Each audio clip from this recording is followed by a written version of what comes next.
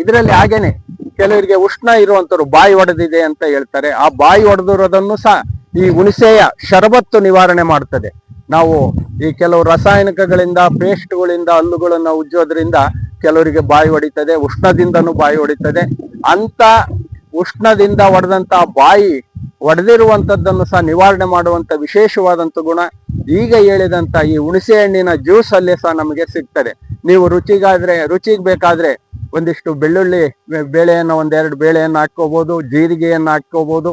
ಹಾಗೇನೆ ಒಂದಿಷ್ಟು ರುಚಿಗೆ ಬೆಲ್ಲವನ್ನು ಹಾಕೊಂಡು ಅದನ್ನ ಜ್ಯೂಸ್ ತರ ಮಾಡ್ಕೊಂಡು ನೀರಲ್ಲೇ ಹಾಕಿ ಮಾಡ್ಕೊಳ್ಳಿ.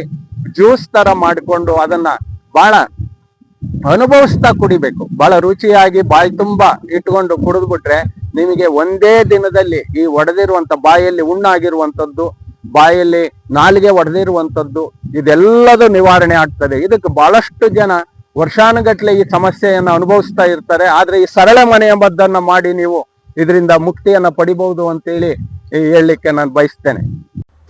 ಸ್ನೇಹಿತರೆ, ಬೇಸಿಗೆಯ ದಾಹವನ್ನು ನೀಗಿಸುವಂಥ ಹುಣಸೆ ಹಣ್ಣಿನ ತಂಪು ಪಾನೀಯ ನೋಡಿ.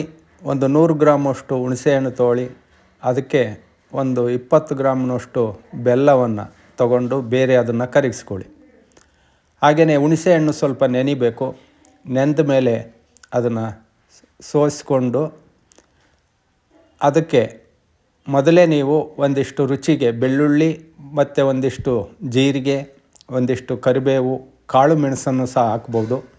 ಅವುಗಳನ್ನು ಹಾಕಿ ಈ ಥರ ನೀವು ಮೊದಲೇ ಮಿಶ್ರಣವನ್ನು ಮಾಡಿಟ್ಕೊಂಡು ಆ ಹುಣಸೆ ಹಣ್ಣನ್ನು ನೆನೆ ಇಟ್ಟಿರುವಂಥದ್ದನ್ನು ಮತ್ತು ಬೆಲ್ಲದ ನೀರನ್ನು ಎರಡನ್ನು ಮಿಶ್ರಣ ಮಾಡಿ ಈ ಪುಡಿಯನ್ನು ಸಹ ಅದರಲ್ಲಿ ಹಾಕಿ ಚೆನ್ನಾಗಿ ಮಿಶ್ರಣ ಮಾಡಿ ರುಚಿಗೆ ಒಂದಿಷ್ಟು ಸೈಂಧವ ಲವಣವನ್ನು ಹಾಕಿಕೊಳ್ಳಿ.